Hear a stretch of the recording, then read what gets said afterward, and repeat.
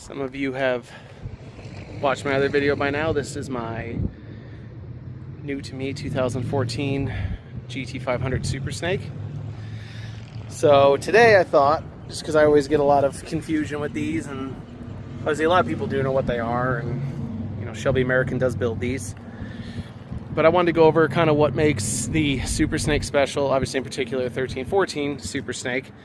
The 07 to 12s kind of fall on the same path as this one too. You know, the early Shelbys, you know, they came with, I'm talking like, you know, when Shelby brought the Super Snake back in 2007, some of the things, you know, they did back then was they just did the bare extreme big brake kit up front. They left the stock calipers in the rear. They did the smaller 2.8 Kenny Bell. That's just all that was available from Kenny Bell at the time. But anyway, that's another video for another time. This is basically just going to be what makes the 2013 and 14 Super Snake special, the stuff Shelby does to them, you know. And so, diving right into it, there are some options my car has that Shelby did not offer standard.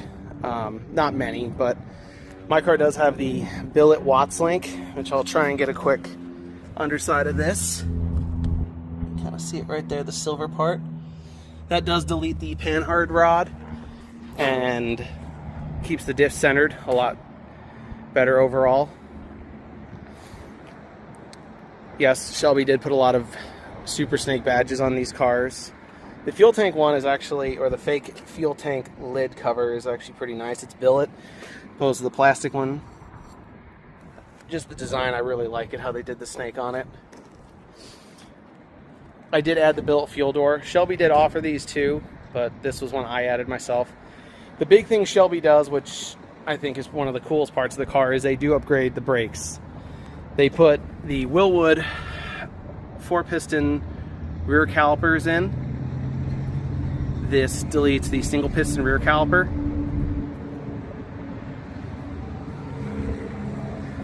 I never understood. I mean, I get it, the manufacturing standpoint, you know, especially from Ford Motor Company, obviously, you know, they can only do so much, and they did a lot with the factory 1314 Shelbys.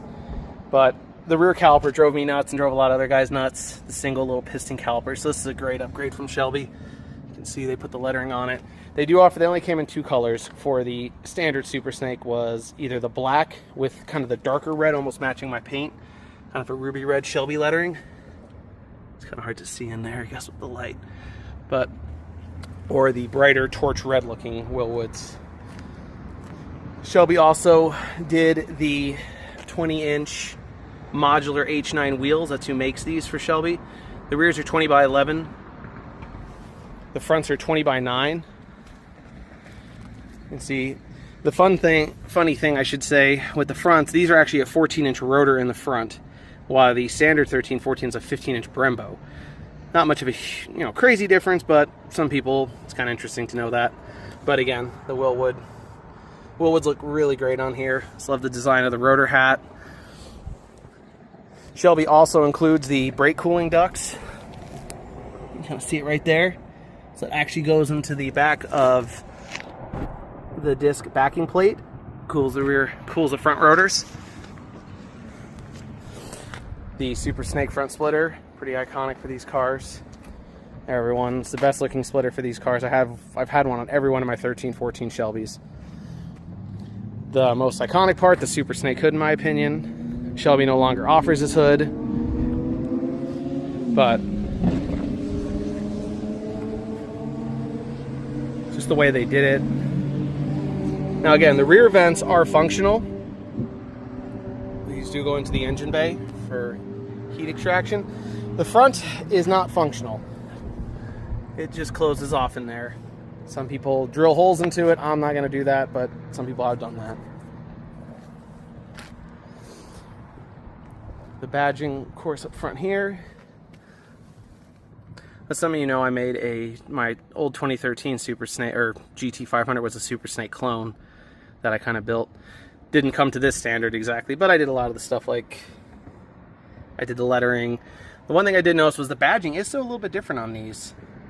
Just the way the lettering is from what I bought to how these are, they're more sunken in. It looks really nice, actually, especially when you get up close to it. The original owner who had the car spec did include the cat skin leather Super Snake interior.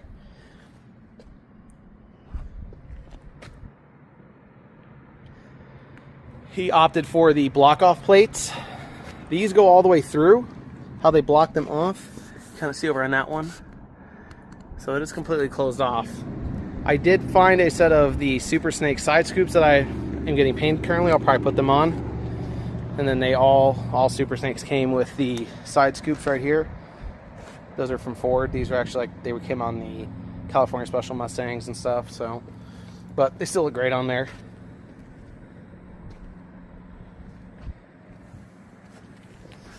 And going into the trunk, this car was originally a Shaker 1000 sound system, but the owner decided to upgrade. Oh, that got in there. Upgrade the sound system. Came out nice, I thought. Sounds really, really good. All these have the Super Snake rear cargo mat, car cover with it too.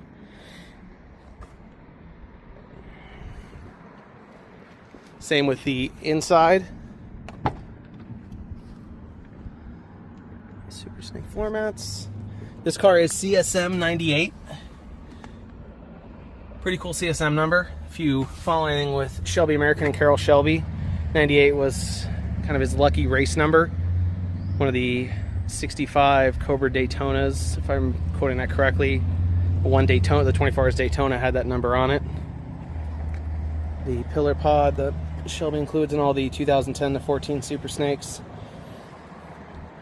Obviously, I guess we'll go under the hood.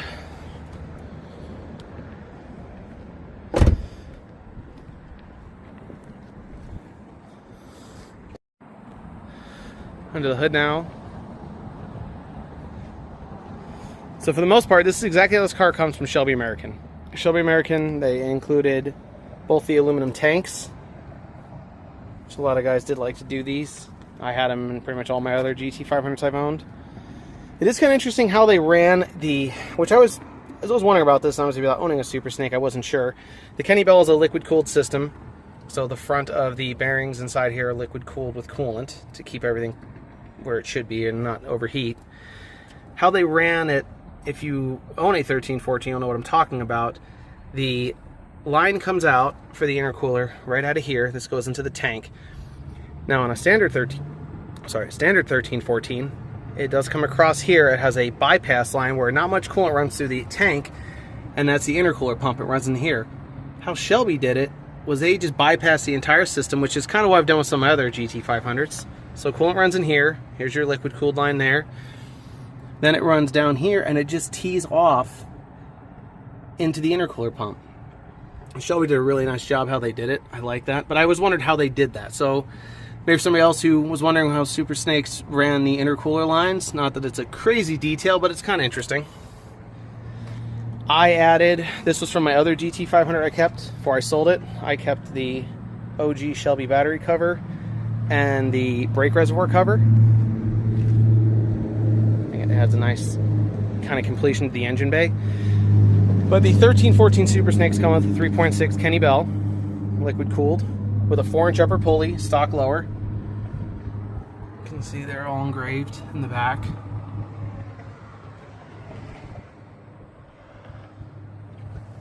It's got the CSM number there as well. These are all also 50 state emissions legal. Kenny Bell, the Kenny Bell tune that comes with these cars is emissions legal.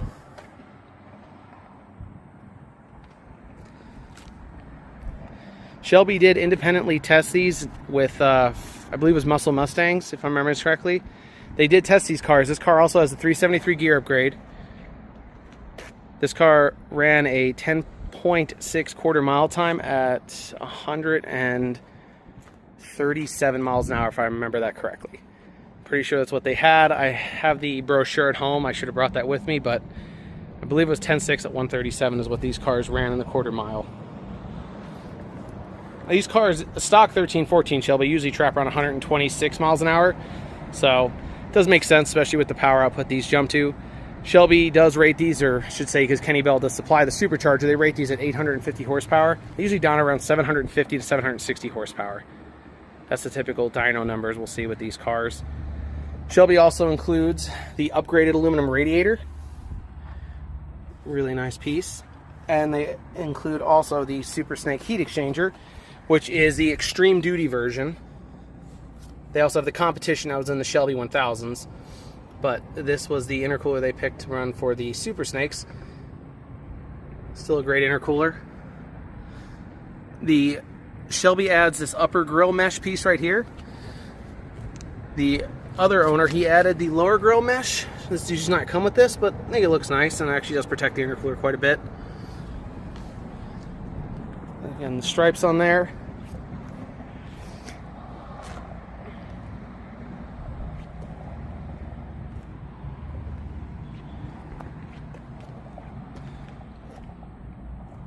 Shelby does also offer a whole shot package. This car does not have that. That does bump the power up a lot. They include comp cams in there with a 10% lower pulley as well.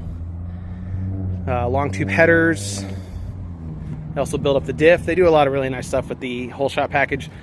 Those are pretty rare. They don't come up too often for sale. I was hoping to kind of find one, but I'm very happy with this one. The last whole shot car I saw for sale is realistically priced. Was at $100,000 sold and bring a trailer. So really good buy on that one for the owner who has it. Other places that sell Super Snakes, which most people know who I'm talking about, they sell them for a lot more, but they're also very low mileage examples.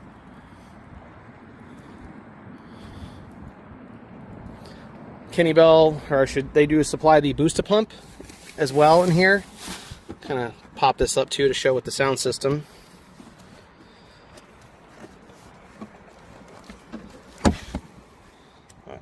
Nice sound system. There's a Boost-A-Pump for it as well that they put in there. But all the amps, it's got a battery for the sound system. More than I would have ever done, but it's already in there, so this thing is what it is.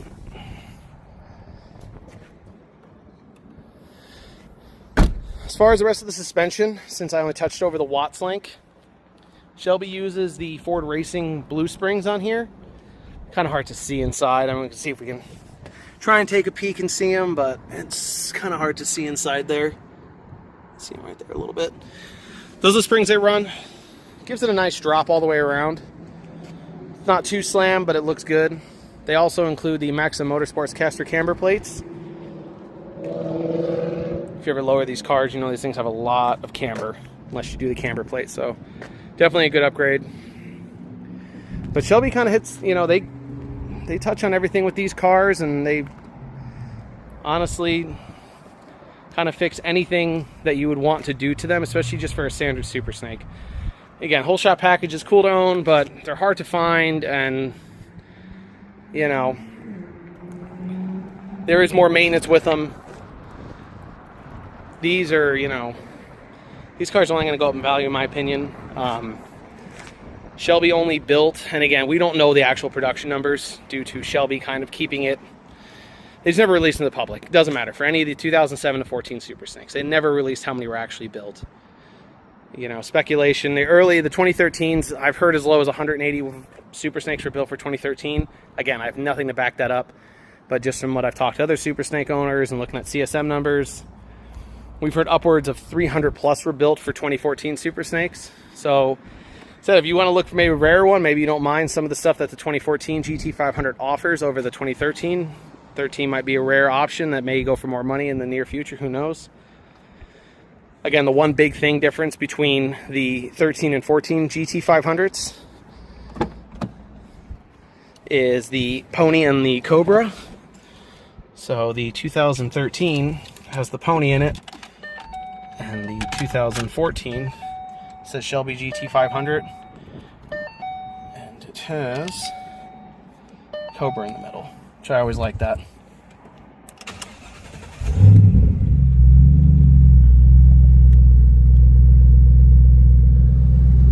Shelby does make, they include the Borla exhaust system on these.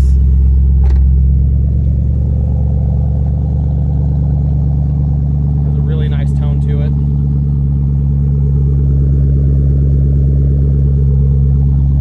It's a Borla S-type muffler.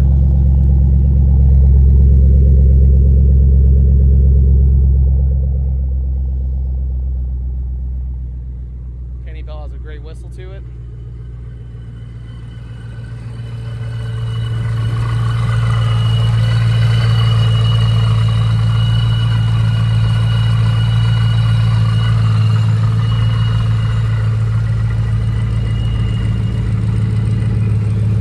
Shelby release the numbers of how many of these were actually built. It'd just be kind of nice for everybody to know the actual production numbers of them instead of us all just guessing.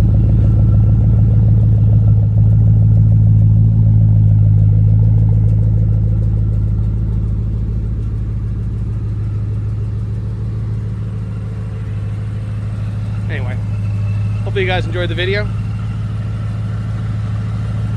See you guys in the next one. Adding one last part to the video, because I said I wasn't 100% sure on the times that were stated for the quarter mile times. 10.6 at 1:37 is what was independently tested with Shelby and Muscle Mustangs. And again, this is all your build sheet of everything that came with it. Some of the options. Again, I have the catskin leather, the upgraded seats, 373 gears. I don't have the wide body, but I do have the Watts link. Some of the standard features on it.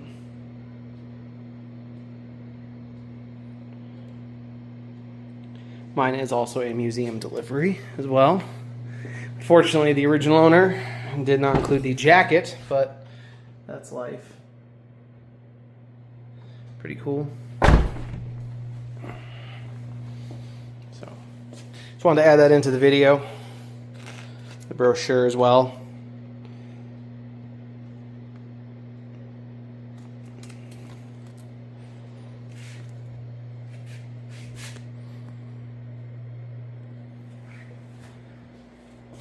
See you guys in the next one.